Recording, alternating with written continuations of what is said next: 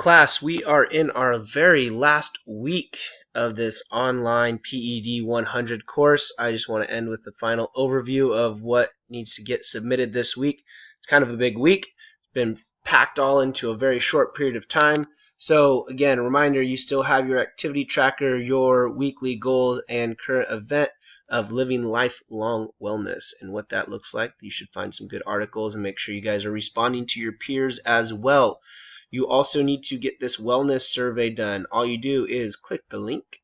When you click the link, there will be this right in here, and all you have to do is fill it out and hit submit, and it's as simple as that. We'll go back.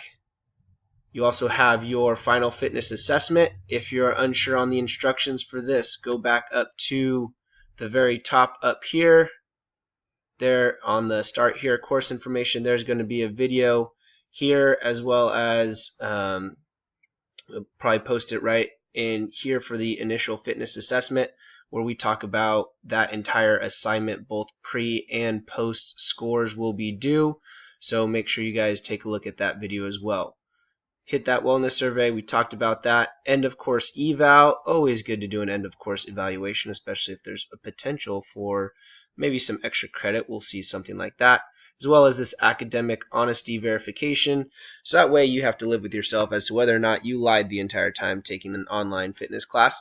I'm just messing around. But it is just an academic honesty verification.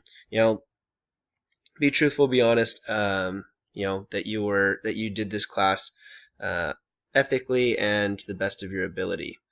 And then your last two chapter quizzes, and you are complete with this class. It's been a pleasure, guys.